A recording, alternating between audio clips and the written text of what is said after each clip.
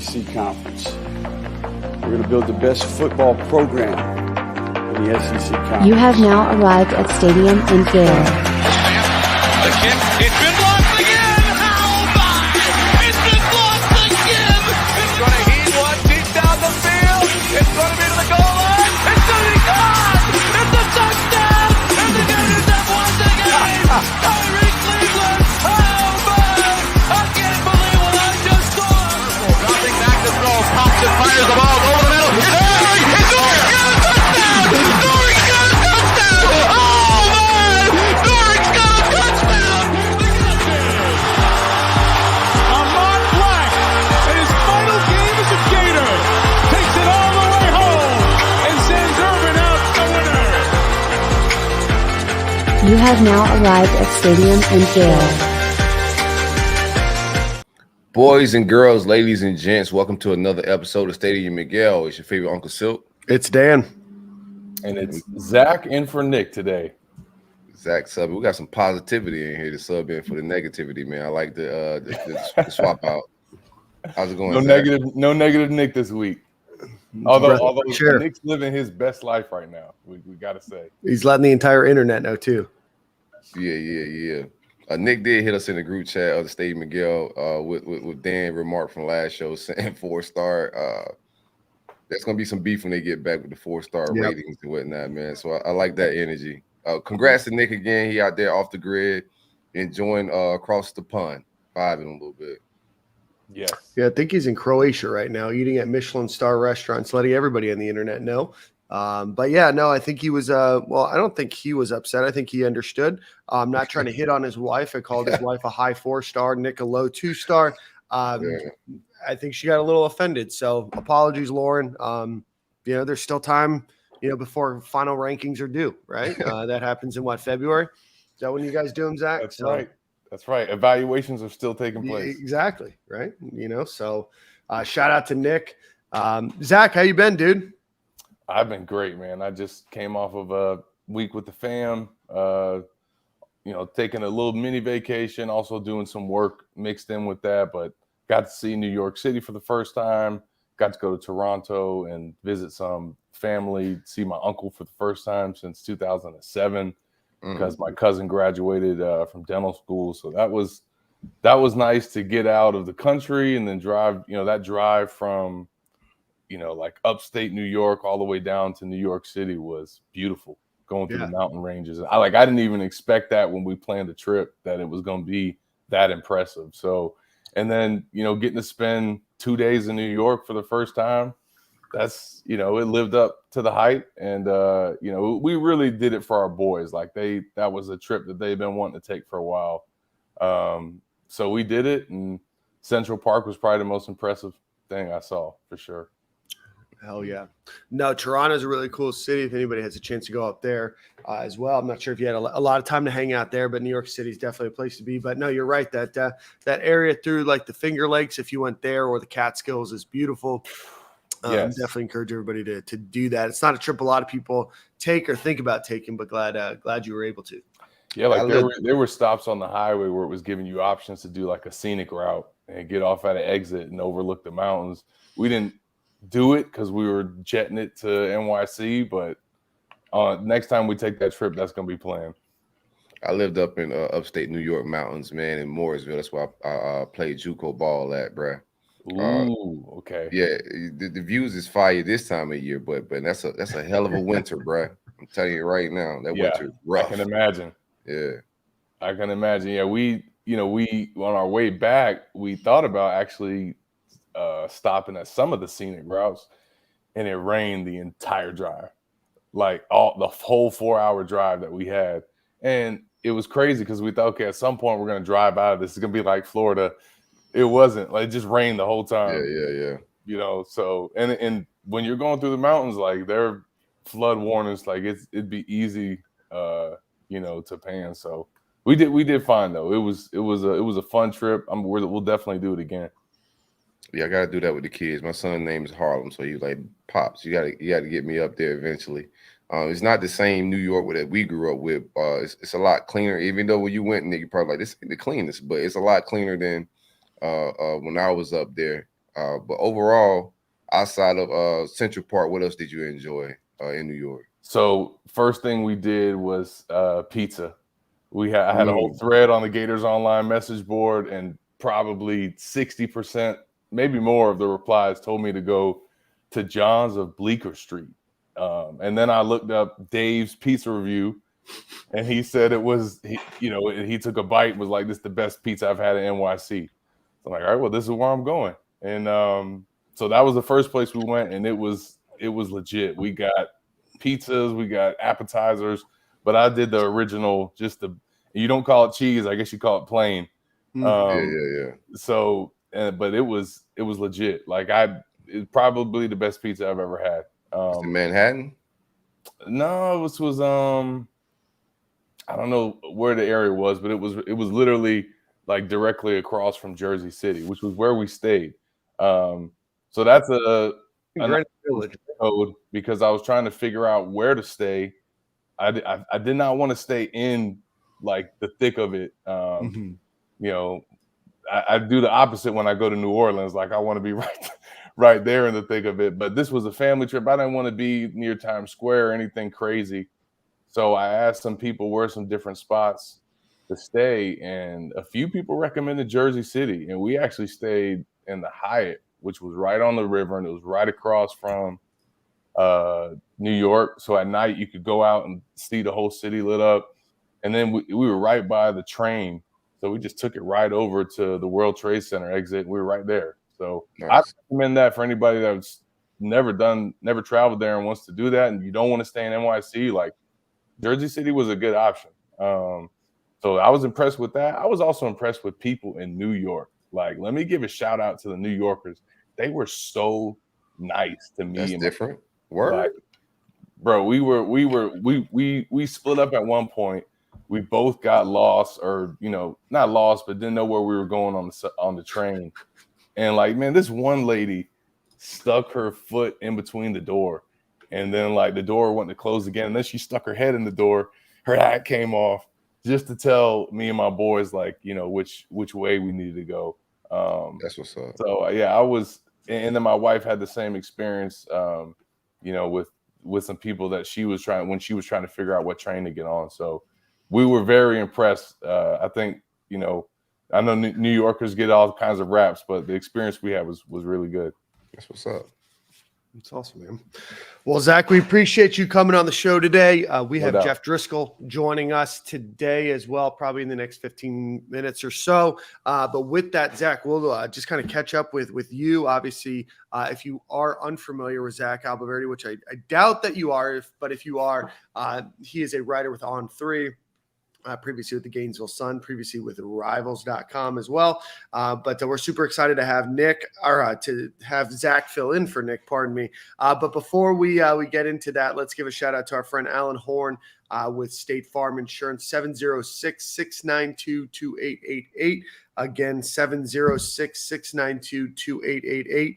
If you are looking for auto, home, renter's life, business insurance, retirement planning, whatever it might be in Florida, Georgia, Tennessee, or Alabama, you can visit him online at visit him online at alanhorninsurance.com or give him a call at 706-692-2888. All right, gentlemen, the internet's in a little bit of a frenzy right now. Not sure if you guys saw the Footballville podcast with Marco Wilson. Zach, I know you saw it. So did you see that? Did I see the part? I seen the clip. Did you see the clip? Yeah. That's all we're going to talk about. I seen the clip. They were asking him and Chad Wilson, his dad, just about the shoe toss at the LSU game. Marco said if he could do it all over again, he would throw the shoe even further. Zach, want to get your thoughts? You posted it on 3. That's the first time that I saw. What are your thoughts on what he said? A little selfish in my opinion, but want to get your thoughts. He didn't gain any more Florida fans with that clip. He's already probably one of the most hated Gators, right or wrong. Mm-hmm. Right? I mean, I don't even know where you'd put him up there.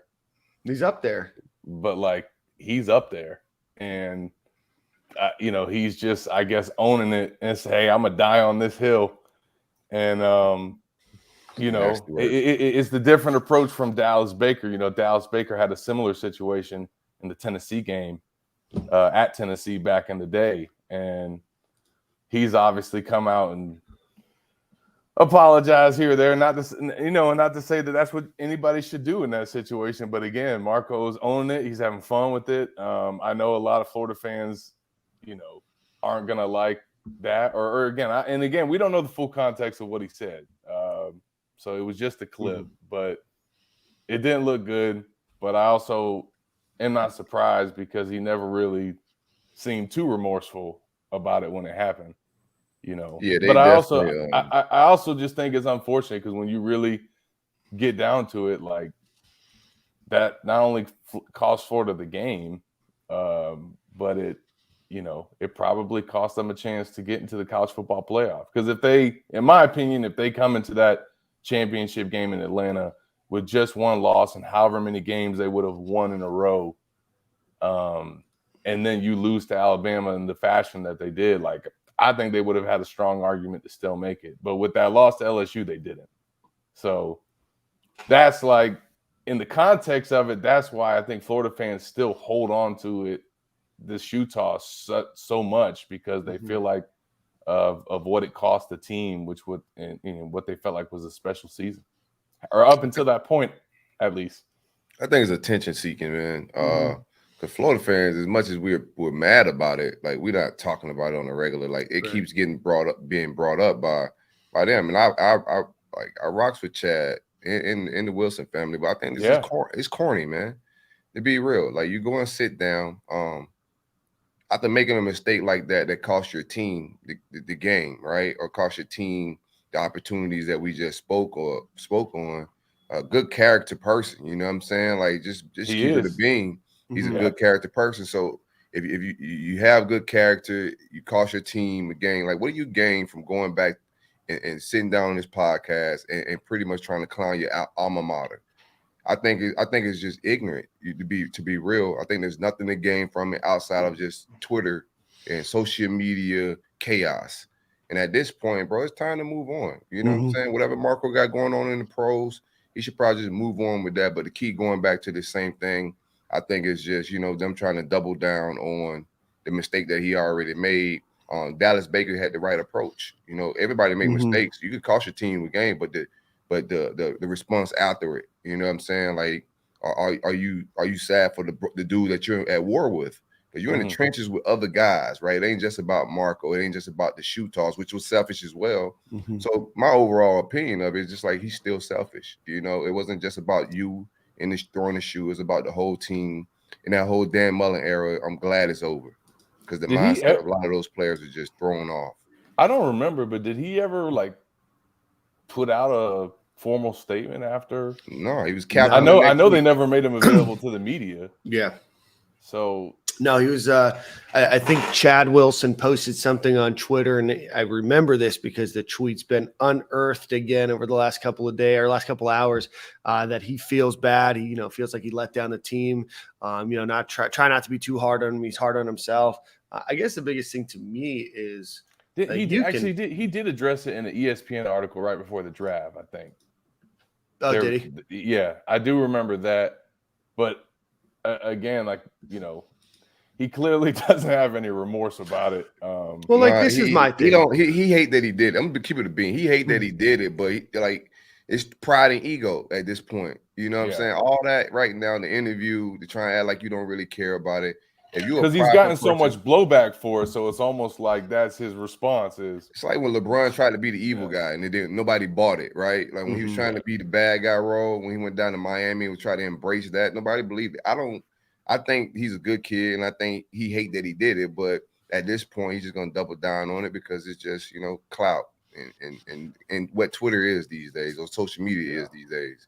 Any attention is good attention. My biggest thing is you can hate UF, you can hate the fan base and everything else, but I think the bigger thing that I saw out of that comment is Zach, I know you alluded to it, Silky did too, is you let your team down, an opportunity to play, in the playoff, an opportunity to have that momentum. Who knows where the trajectory of Florida goes after that, right? Obviously, we feel like Dan Mullen was going to give up regardless, but, that excitement in that time and those players and, Kyle Trask and the rest of the guys on that team that worked so hard and got so far and so close to have that one monumental thing happen. And I don't think that Marco Wilson's the only reason that Florida lost that game.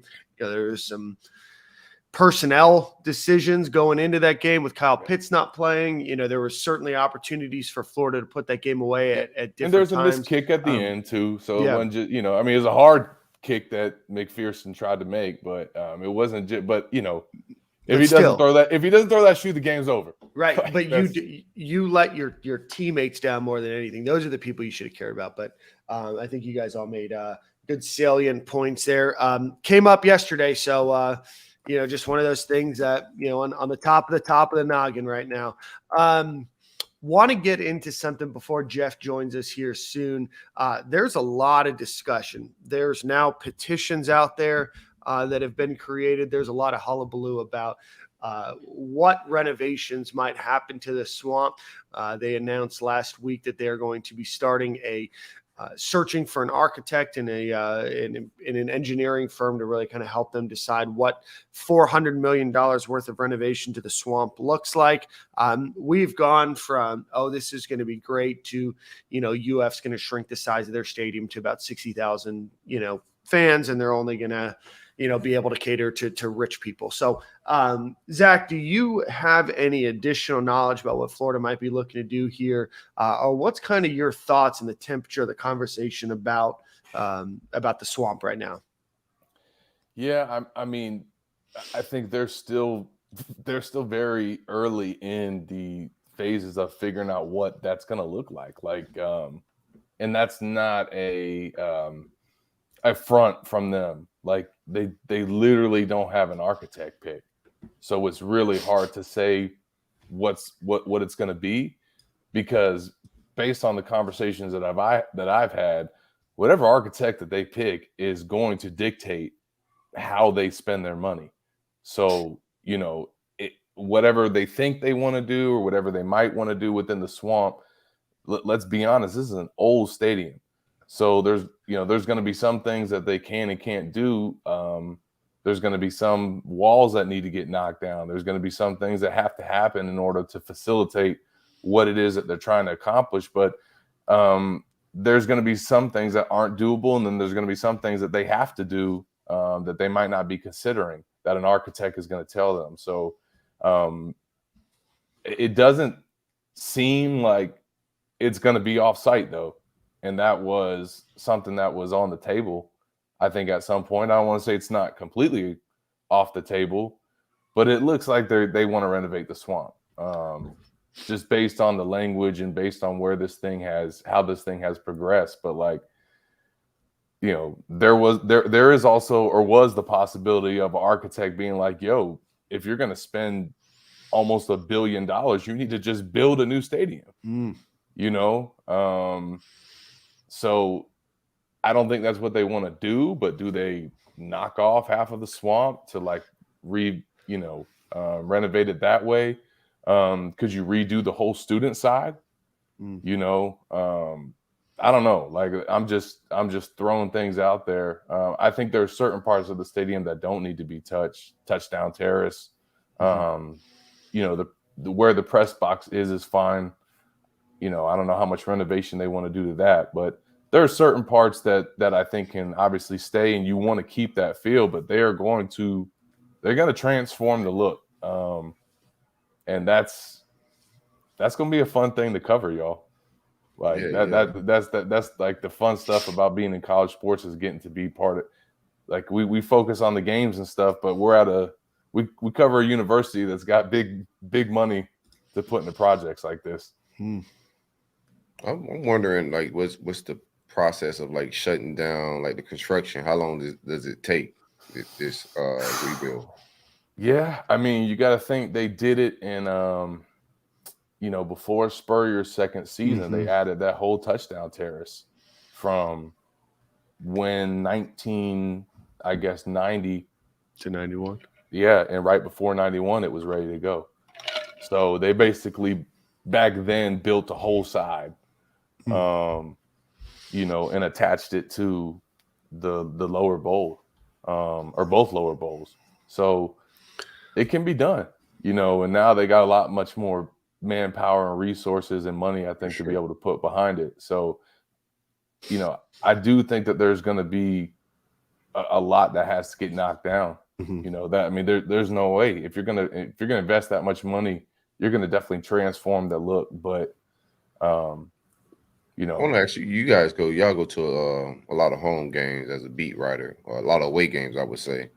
What have you seen in other stadiums that you would like to see in the Swamp? I love how Tennessee's just a straight bowl. I mean, I know that's not what they're gonna do. Tennessee is Tennessee's the only stadium that I've seen. I haven't been to Georgia that even measures up to the Swamp, but that's such an old stadium, so that's hard to compare it to. I think one good example of renovating an old stadium is what Texas A&M has done. Theirs looks, pretty impressive for what it used to be, and I didn't see it beforehand, but I saw some pictures of it. So, they found a way to renovate their stadium. I don't think they're gonna, I think Florida's gonna put a little bit more into the Swamp, and the look might be transformed a little bit more. But one thing I don't want the Swamp to lose is how the fans are right on top of the field. Like that is what makes it special. Like you cannot, whatever you knock down or however you rearrange the seating, because it's probably going to get reduced in terms of the capacity. Like you still have to have just those fans beating right on top of the field, because I think that's what makes a difference in that stadium, at least. Let's pause this stadium conversation, and I'm going to write down where we left off so we can do that. But let's get Jeff Driskel on, former Florida Gator quarterback. Before we do that, let's give a shout out to our friends over at the Gatorverse.io. If you want to support Florida Gators athletics and support NIL, go visit GATAVERSE.io. Next Friday, they are doing their scrimmage at Santa Fe. They are doing a whole fan fest regarding the TBT team that they're putting together with Corey Brewer, Lee Humphrey, and the like. Matt McCall is the head coach there. But again, go support them. Go support our student athletes, Gatorverse.io, and go buy tickets for that event this next weekend. With that being said, want to bring on former Florida Gator quarterback Jeff Driskel onto the show. Jeff, my friend, it is a pleasure to chat with you. Yeah, thanks for having me, guys. Looking forward to chatting it up a little bit. Absolutely. Jeff Driskel just recently signed with the Arizona Cardinals. So congratulations there, Jeff. But let's go all the way back. Jeff, enroll in UF under Will Muschamp, you and Jacoby Brissett, notably, in the same class, same discussion. So touch us a little bit about your recruitment, how you ended up at UF, and what those last couple of months, leading into to UF, and what that transition was like into to college. Yeah, I mean, it was crazy. Recruiting's crazy. You're a top prospect, getting hit up all the time. Florida has spring football in high school, so getting called out of class every day,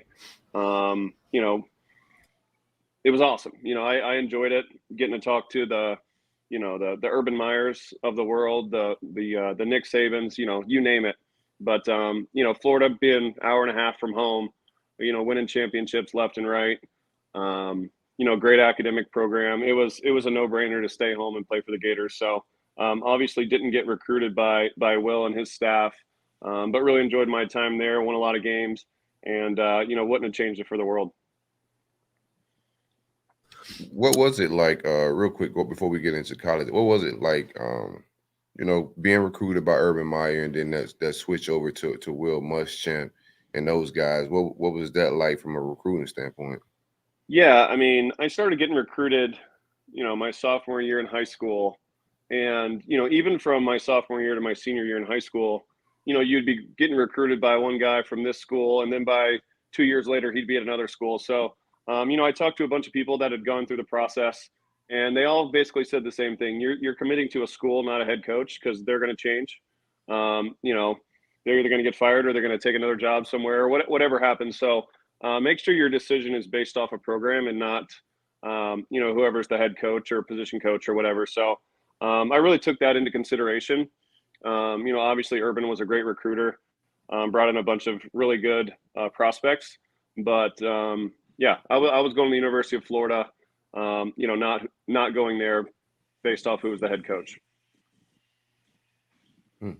Jeff, I want to ask you, I think a lot of fans, Will Muschamp, gets hired on, Charlie Weiss gets brought in, Jacoby Brissett gets brought on board as well. And then throughout the entirety of the offseason, even through fall practice, we hear that it's a neck and neck race.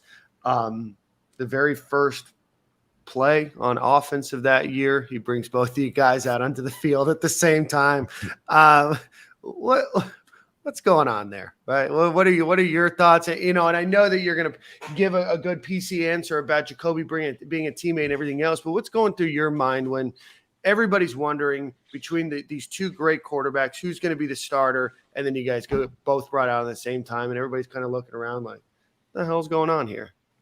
Yeah, I mean, you understand when you're going to a big school like Florida, there's always going to be competition. But I mean, as a 18-year-old kid, I was committed for a while, and they bring somebody else on. I was a little bit pissed off. I'm not going to lie, right? Like, I was the guy the whole time. What's going on now? So I was a little bit pissed off, and Jacoby and I had a healthy competition. But yeah, I mean, it was competitive. We both wanted to be out there. We both wanted to compete, and running us both out there on the same play was probably more of a just something funny that the coaching staff talked about doing to give you guys something to talk about. Jeff, what was it like going through that 2012 season, ultimately, taking that job? And what was that experience like, just having that special year in 12? Yeah, I mean, it was like you said, it was a neck and neck competition. Even as a freshman, when neither of us were really playing, we were competing every day in practice, trying to outdo each other, and just trying to put ourselves in position to be the guy the year after. But when Will brought me in and told me that I had the job, it was an awesome feeling. But I understood there was a lot of responsibility that came with that. And, just winning the job didn't mean anything until I went out and, got it done on the field. And, we had a really good year, offense, defense, and special teams. I go back and talk about how important Caleb Sturgis was that season, and, just how well-rounded we were as a team. And, it really was a special year. And, I wish the college football playoff was around back then. Yeah, no doubt. No doubt. And then you come into 2013, you get to have this, the same offensive coordinator back. You get off, what seemingly was a great start before your injury. What was it like dealing with that experience and just having to, have that setback in terms of your development? Yeah, it was a bummer. I had a good training camp going into 13. I don't even remember who we played in the first game, but I think I had a pretty productive day. And then we went into Miami, and, it didn't go as planned. I banged up my knee a little bit, left there, with a brace and crutches and everything, but was able to bounce back and play the next week. And then, a really, really catastrophic injury against Tennessee, it was a year loss. So it was the first time I dealt with injury. It was a long year, big recovery. But yeah, it was tough to, know that I was about to hit my stride and, just see the setback like that. It was a bummer. And then, struggling as a team makes you feel a little bit worse because, we struggled. Yeah, no doubt. Jeff, want to ask you, obviously Will Muschamp, defense was strong. Offense, had some good players, but a lot of different changes at the offense coordinator position. You go from Charlie Weiss, who was there for a year, and then you go to Brent Peace, who was there for a couple years, right? 2 years. Yep. And then and then finally go to what's Kurt the guy Roper. from Duke? Kurt Roper. So, Kurt Roper. So go to Kurt Roper. What's that like as a quarterback trying to change offensive systems, 3 times in 4 years? They have their own terminology. They have their own plays that they want to call, and schemes and styles, coaching styles. What was that like as a 17, 18, 19, 20-year-old to go through? Yeah, I mean, it's tough. I mean, just about every college player is an immature player. They don't know it at the time, but, it's one of those deals where you don't know what you don't know. And, having to relearn something over and over and over again is tough because you don't get to build, right? You get to just get a baseline knowledge of each system. And then when you get to a new system, it kind of starts over. Whereas now, for myself, at least, I've been in the league 8 years. I've been in a bunch of different systems. It's kind of the same deal. I've had, maybe a coordinator twice in 2 seasons. But now I understand how different word. So I think just, as a young kid, it's hard, right? So not being able to go to the next level and unlock some of that potential that was in there, not just for me, but for every position, it makes it tough. And, if we would have played a little bit better on offense, maybe that wouldn't have been the case. Jeff, sure. a lot of people probably don't remember, especially some of the kids. But when you coming out, you was that guy, and we're coming fresh off of Tim Tebow, running that Urban Meyer offense, and you can see a lot of similarities in your game. So just seeing your size, seeing your skill set, and me and my mindset as a fan, thinking, yo, this kid get into Urban Meyer offense, like we're gonna be right back in the thick of national championship vibes, man. What do you sometimes look back and think about if you had played in Urban Meyer offense instead of Charlie Weiss's?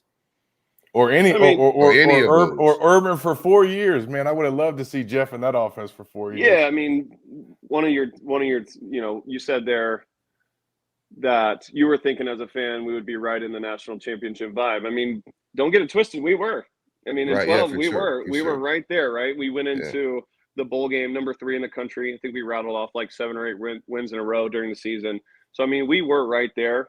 It wasn't maybe the same style that they were getting it done when Urban was there, but we were there to win games and we were doing that. So I mean, I think we had a really good year in 12. Obviously in 13 injuries and stuff piled up, but yeah, I mean, I've had that conversation time and time again that that happens in this world, and I'm still sitting here 8 years into the NFL. So that was always a goal, was to have a really good NFL career and extend it. And I still feel like I got a lot left in the tank. But yeah, one of those deals where who knows what it would have looked like, but I'm happy the way that it played out like it did. Jeff, go ahead. No, one more, Zach. What was your mindset like when the defense was, because you said we were in the thick of things, but it was the defensive led and a running game led team. What was your mindset like when the offense was struggling a little bit and the defense was holding things down? Yeah, I mean, we were doing what we were asked to do. We were winning the games, right? Like, ask a punter. If a punter goes out there and punts 0 times, doesn't help the team win, like, are they going to be upset? Obviously, we're out there to score as many points as we can, but at the end of the day, we wanted to play conservative football. We wanted to control the clock, and we wanted to, hit big plays when they were there. And for the most part, we did that. Obviously, there was games where we didn't score as many points as we would have liked to, and we left some stuff out there. But we were winning games, and that's football. As a competitor, you want to be out there and you want to be the one contributing to winning the game and throwing the touchdown pass at the end to win the game. But it's the ultimate team sport, and I think we really had that mindset as a team that year. And even though we heard it from the fans, we heard it from the media, we were winning games. Right.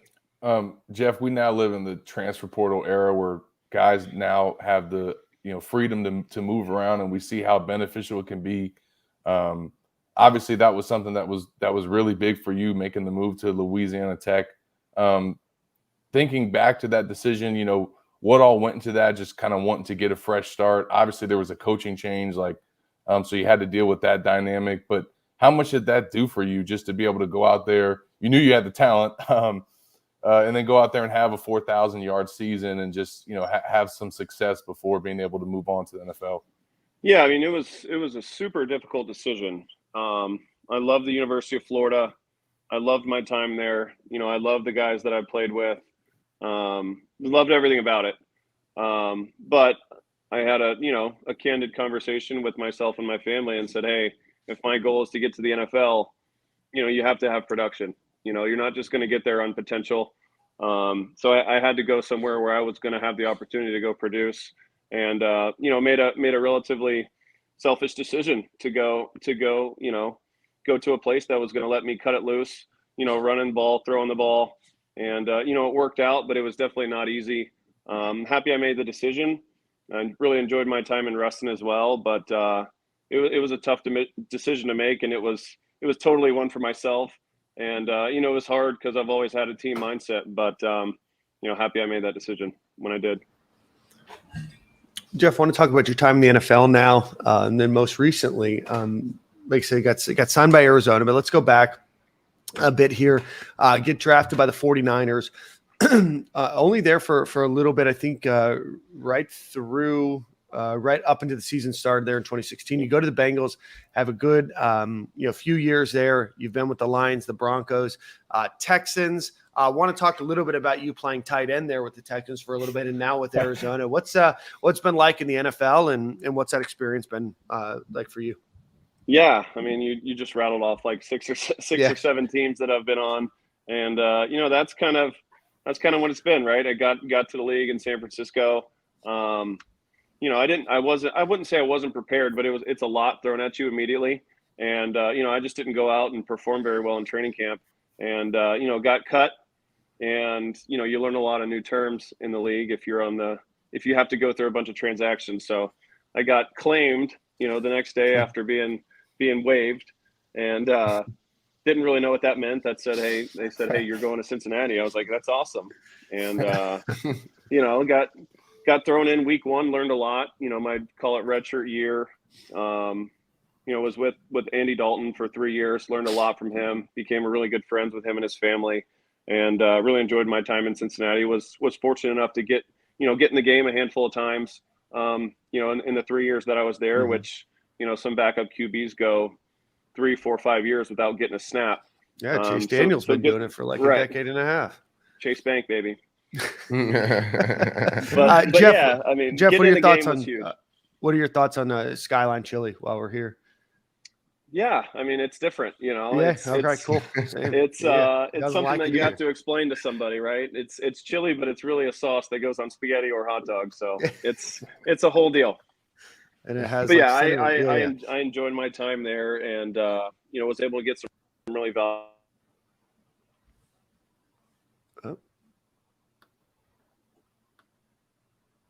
Lost him on the chili question. He'll be back. Oh, there we go. All right, we're back.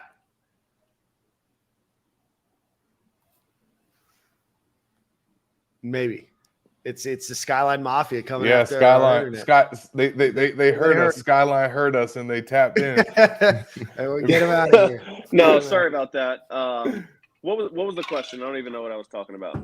We were just talking about chili, but then you were talking about, but I interrupted you when you're talking about your time in Cincinnati and being able to at least get the opportunity to play while you were there for a few years. Valuable experience, game reps are gold. So I was able to get some experience and, put some good film out there, able to go to Detroit after I got hurt. I was able to get in the game again. Stafford hadn't gone out of a game in like 5 or 6 years. And, he went out there during the end of the year and was able to play in some games there, which was awesome. And then, same thing in Denver. I get thrown in week 2, play for a couple games, and then, go to the Texans and play a little tight end, which was interesting. I know you're going to want to touch on that a little bit. And, now getting the opportunity to go to Arizona, had a really good OTAs and looking forward to training camp. So been around the country. It's been an awesome experience. And, I think my best ball is still ahead of me. I'm 30, which is like a dinosaur in football, but not so much for a quarterback. So I think I still got my best ball ahead of me. You were a baseball prospect as well coming out, right? I was. You got drafted. Yeah.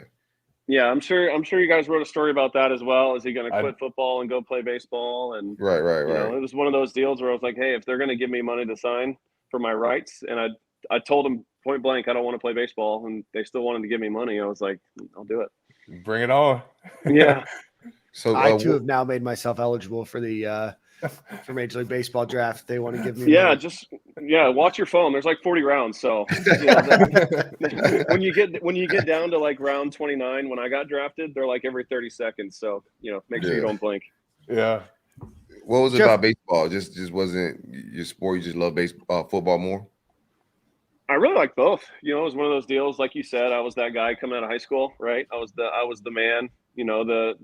In my head, I was going to be 3 years, win a Heisman or two, and then get drafted first overall. So that was the path that I, was hoping that I would be on, and it didn't turn out like that. But we all have our paths, and mine's still going, fortunately. Did you ever spend any time with the Florida baseball team? Did you ever do like a spring with them at all or anything? I never did. When I was getting recruited, that was one of the things that I was telling teams was, hey, I want to play both in college. And if, you guys say no, it's basically a deal breaker. And everyone was like, yeah, sure. Just come on. We'll figure it out when you get here. And, I got to school and I figured out what it was like to be an SEC quarterback. And, I quickly realized that I wasn't going to be able to do both. I also like to go to Midtown a little bit too. So I wanted to have a little space. Yeah. So that was my question, or follow-up, should I say. Florida's already got one quarterback on the team that does both, Max Brown. You remember Gavin Dickey back in the day. He did it. Yep. And then they've got a 5-star quarterback committed, DJ Lagway, kind of same profile as you, man, who's actually planning to play both sports. And I think, Sully's going to give him the chance. Just having been a quarterback at Florida and know, like, can you imagine how tough that is to juggle? And is that something that you can do? I mean, it's been proven that it can get done, right? And you look at Kyler Murray. Yep. He did it at a high level. You look at Jameis. You look at a ton of other people. For me, I didn't think that was the best decision for my future. Sure. Who knows if that was the right decision? I could have made a bad decision, but at the time, I wanted to be all in football, and I think it was the right decision. I don't know. Yeah, you wanted to have an off season too, like you said.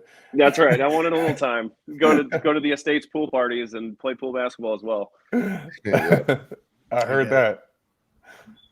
Jeff, in the last 2 seasons of football, the Florida Gators have had a former quarterback convert to tight end. One was Tim Tebow, and then number 2 was Jeff Driskel. How did that happen last season? Yeah, I mean, you're forgetting Felipe as well. I think he's kind of Felipe Franks 3. Jeez. Hang on one sec. My QB to one of tight my end. kids is running out here. Yeah, my kids run from mom like that too, man. She's not happy. She usually runs the other way. Yeah. Yeah, I mean, it was one of those deals where it's pretty apparent, like 6'4", 6'5", 235, 240. It's pretty apparent that I could be able to do another position. Workout warrior, fast, strong, jump, can do everything. So I, started doing some scout team stuff just to, just show that I can do more than play quarterback and try to get on the field somehow, some way. And, it was working, on scout team. I was doing well.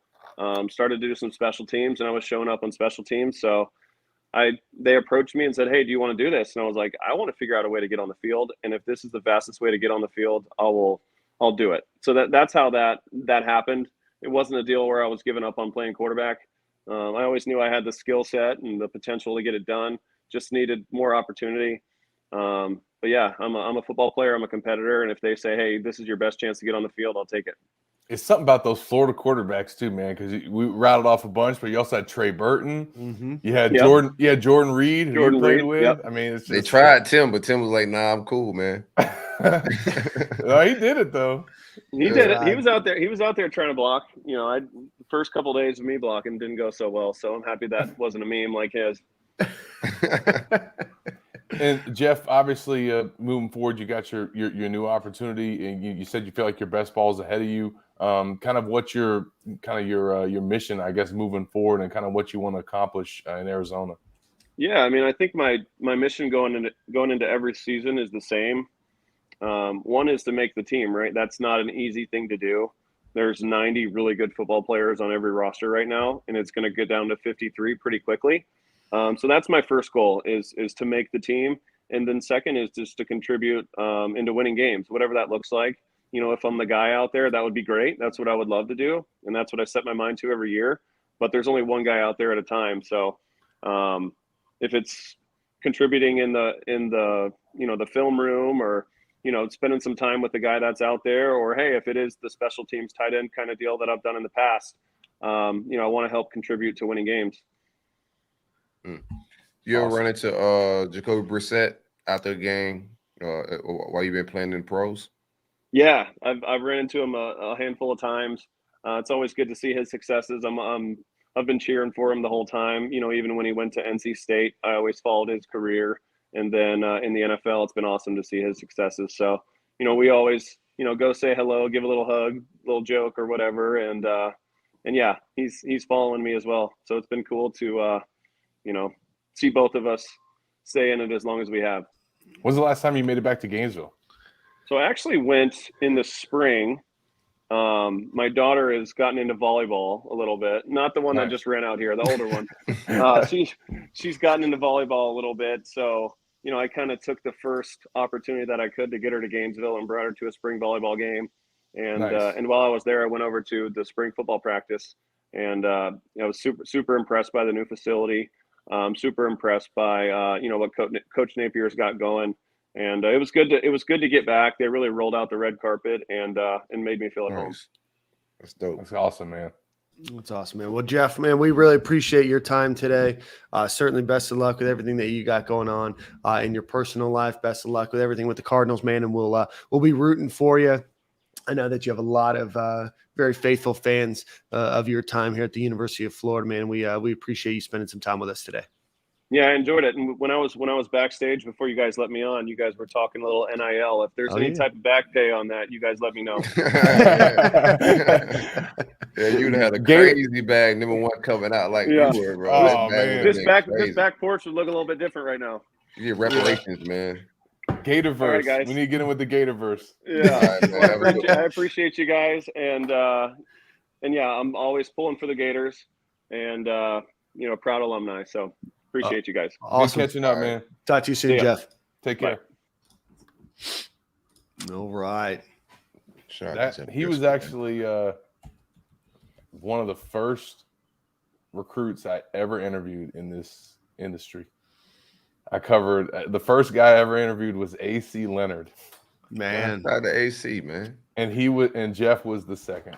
And the only reason I remember is because I went to the Gainesville Nike regional camp and covered him, and then he committed to Florida the next day. As like you guys said, he was the guy back then. He was five-star, man. Like, I love your question. So he didn't really go there. He kind of mentioned that. Well, we were in contention, but listen, dude, if he would have played the Urban Meyer system, bro, he would have had a different Florida career. For sure. We'd have won natties out there. That defense was crazy. The talent we had on that roster, man, that was insane. All we needed was but he also spoke about like how conservative the game plans was, and that he was just playing behind what Muschamp wanted was a conservative offense. Sure. 3 yards in the cloud of dust and play some defense. I don't think it's good that season for him took years off my Jacoby. life. Yeah, I know. It's good for him and Jacoby that they, despite their experience, they both went on the NFL. Still in the league, man. Yeah, still in the league. Actually, that's how I knew that the Will Muschamp era would never survive and why he'd never be a good college coach is because he brought both out. Yeah, you had two NFL quarterbacks and couldn't make it work. That's crazy. Just nuts. Man. Just nuts. But putting them both out on the field, very first play, just you're trolling the fans, man. That's how I know coaches. Yeah, coaches be trolling fans as well. Dan Mullen trolled us, Muschamp trolled us. Some of these coaches just do things. They play with the roster or put in or just tease the fans a little bit. But Damian Pierce had a good attitude about it, who was one of the people that was part of the troll jobs because everybody was calling for him to get more carries, and then Dan just refused to do it. Never once gave him double-digit carries in a game in 21. Now he gets reminded every Sunday. Every Sunday he gets reminded. And then you ask Damian about it, and he goes, "Shit, I got less tread on my tires. Let's get back to the discussion we have. We got to pay sponsors real quick, or they got to pay us. Let's give a quick shout out to our friends out at Homefield Apparel, homefieldapparel.com. Use promo code Stadium and Gale at checkout, 15% off of your first order. Some of the best vintage Gators clothing that's going to be out there from a logo perspective. They have golf, track and field, football, some stuff from the 80s, 90s, and they're going to have more and more fun stuff out there. They got some fun and gun stuff.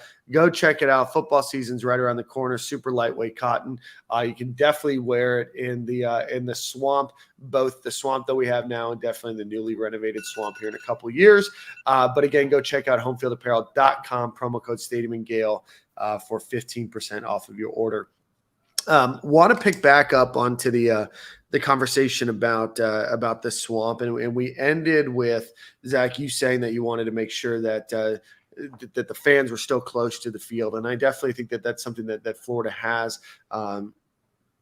We are probably amongst the closest when it comes to not only the way that Ben Hill Griffin is built and it just kind of goes up instead of really out way that like maybe Tennessee does, but that the fans are so close to the sideline there. So I think that that's something. I don't imagine in $400 million that you're going to have massive structural changes to the actual bowl that's there right now. You're going to probably renovate seating. You might add some things. You might move some things around from a concourse perspective. Yeah. But at $400 million, you're not going to be able to build a new stadium. So I don't imagine the walls will be moving in and out anywhere too differently. But just want to pick up the conversation. At 400 though. Say what? I said if they stick at 400. Yeah. Right. You know, because I know that there was talks about maybe building an entire new football field, maybe where the Bostic golf course is right now. Yeah. I know UF starting to maybe look to see where UF golf might be. Not saying that those are things that are for sure happening, but the word on the street is that could be an opportunity as well. No, it is, and I mean that's going to be part of the consideration, and is what's the best way for us to spend our money, and they're going to let off. Yeah. Dan Mullen had us a studio. What happened to that, man? Well, it's a VR room instead, but I don't even think that gets used. If they would have put a studio in there, it would have been game. Those guys, you'd have had a third of the team that would never left the facility. Well, we need them in the weight room, not the studio, Zach. That's true. That's true. I'm talking as a rapper. Want to get your thoughts. This kind of prevailed over the weekend too. A couple of different media outlets, both noted and just podcasters out there, started to put together their SEC quarterback rankings. A lot of folks putting Graham Mertz at 14. Zach, I know that you and I were chatting at Nick's wedding. We just don't think Graham Mertz is that bad. Do we think that he's going to win the Heisman Trophy? Probably not. But what are your thoughts on Graham Mertz being ranked 14 out of 14 in the SEC? Pro Football Focus disagrees with that. And again, PFF is not the be-all, end-all, and I know a lot of people don't necessarily subscribe to them, but I know that the Florida staff does, and they've used their grades and mentions and stuff like that and graphics before. So, but, they rank Graham Mertz fourth among SEC returning quarterbacks, just strictly based off his PFF grade, which is 75.3, which is actually, believe it or not, in the top 10 among all the players on Florida's roster, 75.3. So he's not as bad as people think he is. And, I think that number 14 ranking is a little low. Put some respect on Graham's name. He's a 3-year starter. Yeah, good or really bad news. Push the media. But I keep saying I don't see Mertz being that bad. 14th overall. I think some of the stuff we're getting with Graham Mertz, people's expectations being so low is just because of who just left, right? You have AR leaving. They're like, okay, this is the guy that replaces AR. Like, can he flip? Can he jump over people? Does he run a 4.40? No, he don't do any of that. But he probably. I still think he shouldn't have taken the number. That's just my opinion. With 15, yeah. Yeah. Yeah, it's just, it's just hard to overcome that number, right? He said when he showed up, it was in his locker. Billy put it there for him. See, Billy, I'd have been like, no, man, I'm 5. My Instagram is Graham Mertz 5. I need 5. It's open. You don't want that number. No, I think he'll be fine. I don't think he have to worry about expectations being that high, right? Yeah, that's He true. He could have just done himself a little bit of better service with getting a different number. But I think as long as he come in and hit the dump offs, the slants, there's a lot of throws that we took out of the offense last year that we couldn't do because AR lacked a lot of touch. So and overall the defense is going to be better. I don't think we're going to have to lean on Graham Mertz to go win football games. So overall, I think the team did upgrade. But the quarterback position, obviously, there's a talent drop-off from last year. The only thing that I will say, people ask me a lot, I've been asked, is there anything that he'll do better than AR? Because he's not going to – there's a lot that he's not. Right. He's not more talented than him. He doesn't have better athleticism isn't even in the same ballpark. The one thing that early on he might be able to do that AR couldn't until later in the year, in my opinion, was just the processing of the offense and some of the stuff that AR just as a first-year starter, starting for the first time on the road in the SEC, starting for the first time in the swamp. Like, he struggled against USF in Kentucky with certain aspects that Graham just simply should not as a 3-year starter. Right. Like, he's not that green to where he's going to go through those things. Now, that doesn't mean that, because I feel like over the course of the season, AR figured out those things, and obviously he showed up and had some incredible performances. But Graham's not going to have those growing pains early in the season. So that's one thing that he should be able to come to the line of scrimmage and recognize a bad look and check them out of it. He should be able to, like you said, make some easy reads and dump offs and stuff. And that's really what they're going to ask the most of him to do. They're not going to ask him to throw 33 times a game. Mm-hmm. Yeah, obviously or certainly run the ball. Yeah, no, I think from a mental perspective, he's obviously been through a lot. Hope that he can have that mentality if there is a mistake to not let that mistake carry over, right? Some of the things that I know, especially early on last season with AR, you just kind of saw him just – not that I don't think they had the mental ability to do it. It's just sometimes he just looked like he was kind of just off to the side, sulking and just kind of being able to make sure he straight up said it. When I did the video feature on him before the draft, but I checked out. I wrote it after the Kentucky game because that's what people told me he did. And then he said it like mentally, I was out of it in the Kentucky game. Like that's not something that Graham, as a veteran starting quarterback, is going to. Those aren't mental loops that he's going to have to go through. So, we'll see what type of difference that can make early on in the season. That first game, he's got to go on the road in a really tough environment. I think Florida's going to be lucky to have him, though, because if you were going into that game with Jack Miller, that's a totally different conversation, just in terms of the experience. I like us going on the road, though, start the season off, man. A lot less pressure. I'm not afraid of that stadium. Most of our kids should be able to handle that crowd. They play in the SEC.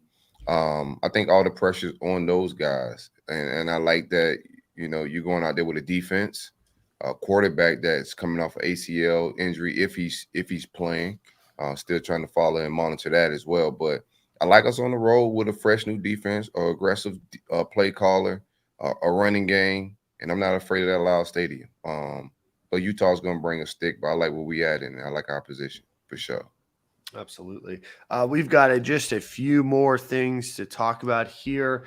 I want to give a quick just update from the baseball draft that started yesterday, 2023 Major League Baseball draft. Wyatt Langford draft 4th overall to the Texas Rangers. The slot value there is about $7.7 million. Hurston Waldrop to the Atlanta Braves, and I got a lot of Braves fans that listen here. So congratulations to him. Slot value is $3.27 million. Brandon Sproat goes 56th overall to the New York Mets with a slot value of $1.47 million. So congratulations to them.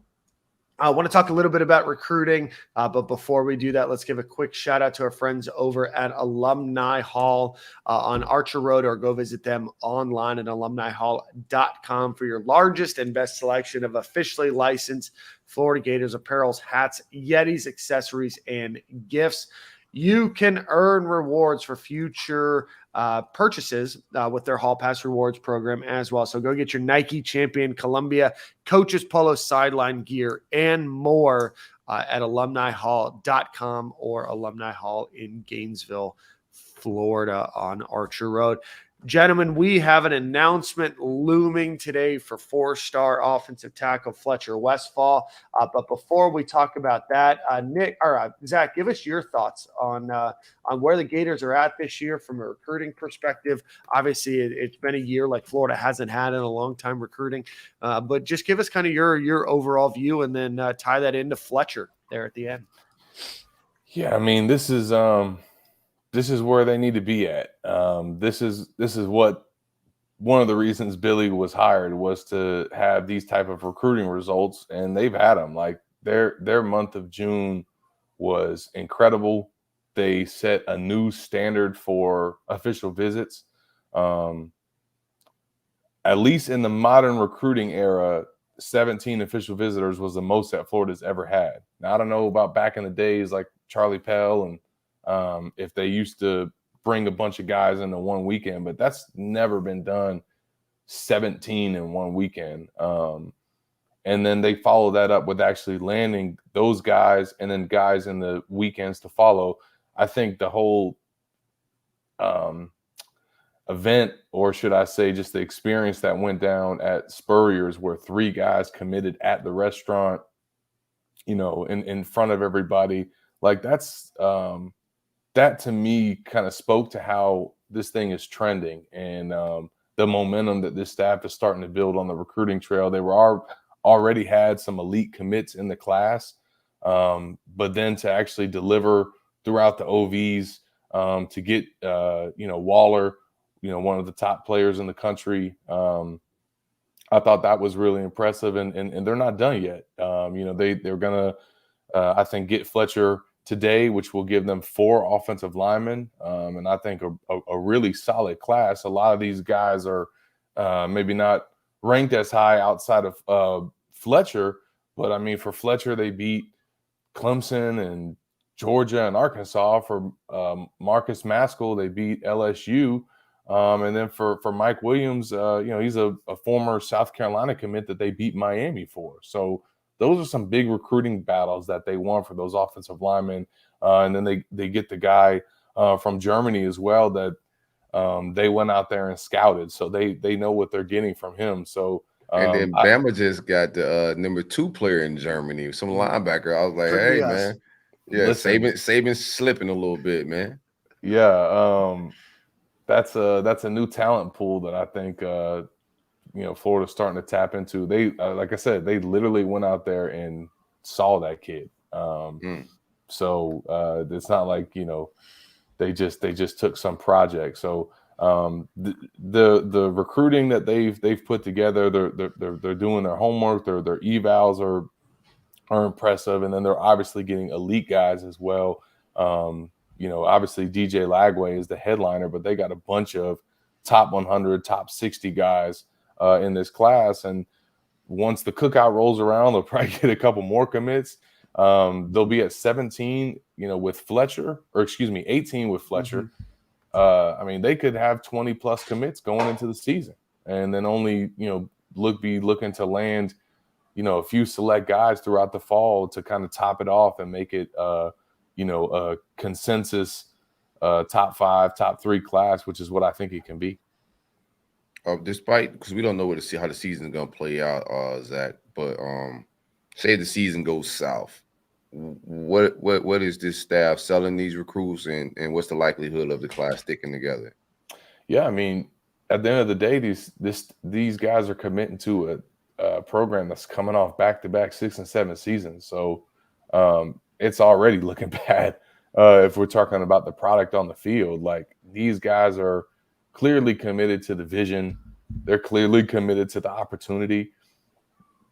They're committed to the roster rehaul.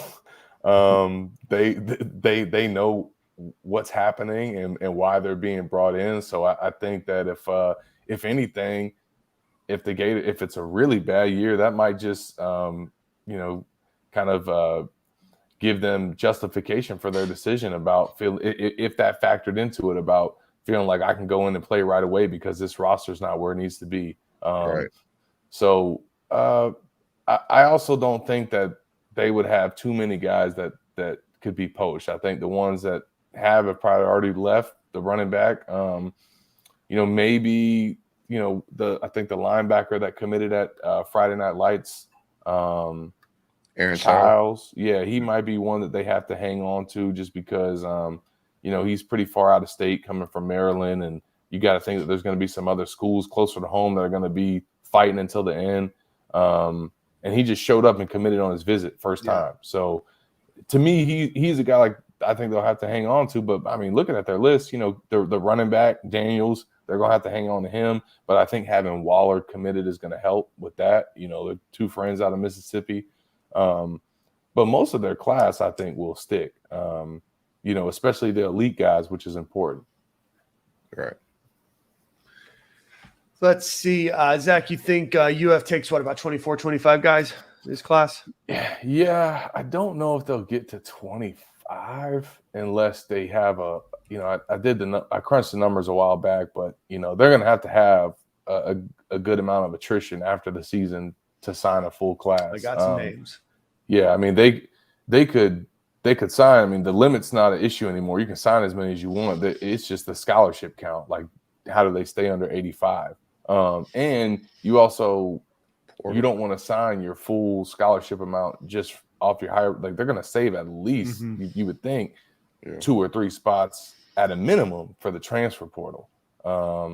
So I think 23, 24 in that range. All right, so Florida's at 17 right now. Zach, we brought it up that Fletcher Westphal is going to announce his decision today. This is on Monday at 11:45 or so.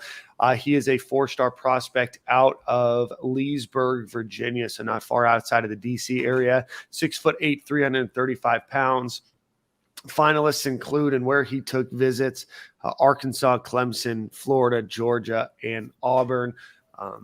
Arkansas, obviously, their head coach is a former offensive line coach. Clemson, obviously been a very strong program over the last 10 years. Georgia, we get it. And then Auburn as well, right? So Florida's going head-to-head with some really tough talent there. But right now it does look like Florida's in a good spot to land him. Certainly we don't know. There's been a couple crystal balls that have rolled in over the last few weeks. He visited UF, I think, back on the 16th of June. So it's been a few weeks. He did visit Arkansas after, visited Clemson beforehand. Has a bunch of offers from all over the country. Ranked as the number 20 offensive tackle in the country, or 23 offensive tackle if you look at these composite rankings between 247 and on 3. But really good prospect. Any thoughts there, gentlemen? Billy stuffs Kirby into a locker with Dabo. Yeah. That's with what Dabo. I think. With Yeah, Dabo. man. A good competition to be in. A kid that's plays offense and defense in high school, but you can see the talent, the feet, the mean streak. I don't want to go too deep. I want to make sure we get the commit before I start hyping them up too much. But will be a good haul. I know the fans are at Stapleton and Rob Sells' neck about the star ranking of kids that they're bringing in. Having 2. Look at who they're beating. Right. That also counts. But we got a 4-star. I've been saying I want us to get a 4-star in our arsenal to close this class out with the offensive line. I think we still have an opportunity at another 4-star. I think with Seton at IMG. But the one thing I'll say with that is, I think what negates that is when you get somebody like Goodwin in the portal, and then a value transfer of Micah's, value because like, I mean, he's basically like a 5-star transfer, Micah, and then Goodwin's more of a, he's going to have to develop, but like, you might as well have signed a 5-star, the year before, so now you can't rely on that. Right. But I agree with you. Like they have, that's like the one knock I think that's still been out there on Florida recruiting is the O-line. But to me, been that way for a while, not just these coaches. Yeah, but the way that they, first of all, the product that they put on the field last season speaks for itself, and then finding Osiris Torrance, in middle of Louisiana and turning him and putting a brick in the stadium, like that speaks for itself. And then I think again, just flipping that position after losing 4 starters, in the past, you lose 4 starters, like your offensive line is about to take a step back. And that might not happen with this year because of, the guys that they brought in. If Mazuka is ready to go week 1, that's going to be a good line. Looking forward to it. All right, gentlemen, any final thoughts before we get out of here today? Zach, thanks so much for filling in for Nick. Absolutely. Your positivity was appreciated. No, it was obviously good. Always good hanging out with y'all, man. And it was cool to see Jeff. I covered him, I mentioned, as a recruit, but I covered him during those tough years, man. He was one of those quarterbacks that had a difficult experience at Florida, but he rebounded and made the most of it. I was gonna ask him to unblock me, but I was like, that's probably not the place or time for that. No, I was glad he was a good sport though, man. Like, it's a shame Herb had to leave. Right. They'd have done some damage. For sure. They would have really won that national championship. In 12. Man. His whole career, and that's just how fragile it be with these coaches. I know he said choose a program, but you also got to choose an offensive system, defensive systems, and he got the bad end of that deal, I would say. We do have some decisions coming up, I think, soon. Teddy Foster made a top 3, the defensive back out of Sarasota of Carolina, Gators, and Miami. I don't think he's visited Miami yet, but he has visited Carolina and us. Yeah, no, I still really like Florida's chances there. I think that decision gets announced here pretty soon. I know he's trying to maybe get down to Miami, but I love Florida's chances with Teddy Foster. What do you think about Jordan Ross? Real quick, I know we're about to get out of here, but Jordan Ross, defensive end, he's been hinting at some possible decisions, but he don't have an exact timeline. What do you think about him being added to the commit list, Zach? Yeah, don't sleep on Florida. I haven't covered him as closely as Keith Niebuhr, but he's basically said from the time that he went out to go see him and then following up with him, Florida is a real player here, and that would be, we talk about recruiting competitions and who do you beat. That would be a huge upset if they find a way to get that pledge. I'm talking Grease if we get him, bro. Oh, man. The defensive haul might be crazy. Linebacker, I think it's all time. You add Jordan Ross, possibly LJ McCray, who I would like to add before the summer ends as well. Maybe get him, Zay and Mincy on board, and you're talking about a solidified number 2 class heading into the fall. But it could be and then you have all those guys recruiting Jeremiah Smith, right? Listen, they're not going to give up on that kid. That recruitment is going down. He is not 100% committed to Ohio State. I will say that. We need to start. Fans need to start crowd surfing an NIL package for Jeremiah Smith. Like, get the GoFund going and pass it around on Twitter. We'll get it going a little bit here. Yeah. Sorry, Driskel. No NIL bag for you, bro. Man. All right, gentlemen. Zach, we always do Song of the Week. You are the special guest today. So you think about what Song of the Week you want here briefly. But before we do, again, Alan, say what? Got to give him some Zach heat. Yeah, I got to. It's only right. Yeah. Again, go check out Alan Horn with State Farm Insurance. Our friends over at Gatorverse.io. Go buy tickets for that for the practice for the TBT team as well as the Fan Fest that they're having. Tickets are really cheap, really inexpensive, allows you with your family to be able to go and have a good time. Our friends over at homefieldapparel.com, promo code Stadium and Gale, and Alumni Hall and alumnihall.com. Zach, what do we got today, brother? Let's do Peaceful Place by Zachariah, which is where I'm at right now, coming off vacation. And let's play the song while Lamar Jackson's still playing for the Ravens, so that verse is relevant. Sense. Yeah. We didn't do a life wallet segment. Sorry, Harrison. We'll update you next week, man. Oh, it's terrible. We're hitting record lows every week, Harrison. Every week. You know what is cool to think about Florida looking at potentially renovating the swamp and having $400 million is that A, we have the money to do it, and B, it's not our efforts aren't being led by a rogue soon to be SEC investigated attorney, CEO, whatever he is. So it's good up here in Gainesville. I hope his endeavor to build the homeless shelter in Gainesville is still on the top of his mind too. He talked very greasy about Florida, and he's been missing over the last few months. Still waiting on this Q.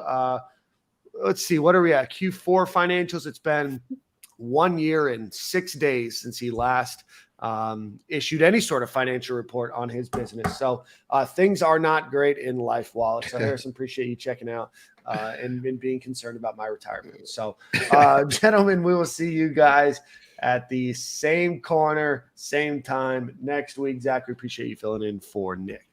Absolutely. Take care, fellas. See you, boys.